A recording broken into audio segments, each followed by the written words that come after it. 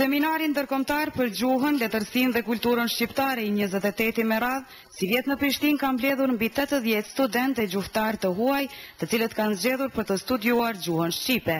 Mësuesi nga Italia, i cili është i pranishëm këtë vit në seminar, thotë se gjuha shqipe ju është imponuar, pasi që jeton në krahinën Morise që ndodhet në jug të Italisë dhe se sipas tij, Kosova është shumë e ngjashme me krahinën e Arbreshërve. Unë mendoj që është me vërtetë në qendër e kulturë europiane që ka shumë kontakte me kultura jonë në Italisë e jugut. Marius Dobresku nga Bukureshti thotë se ka zgjedhur të studiojë gjuhën shqipe pasi që sipas tij tingëllon më bukur se gjuhët tjera ballkanike. Ai tani punon si përkthyes në Rumani. Për herë të parë kam ardhur në 78-ën, kurse seminari ishte në fillim atëherë dhe kuptohet se gjërat nuk ishin akoma në rregull.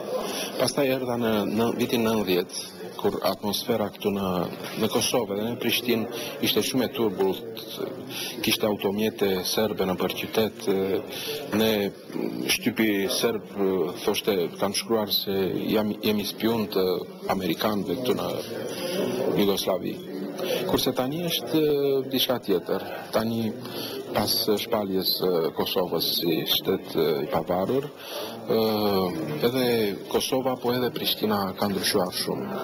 Atë kohë Prishtina ishte një qytet pak a shumë provincial i pluhurosur, ashtu. Kurse tani është qytet modern.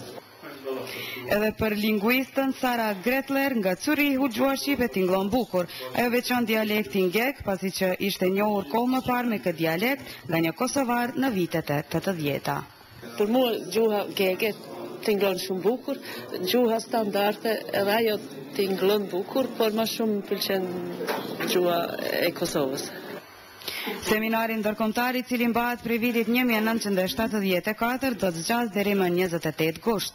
Ky seminar vlerësohet se tashmë ka krijuar fizionominë e tij të qartë dhe një traditë të pasur arsimore, shkencore e kulturore.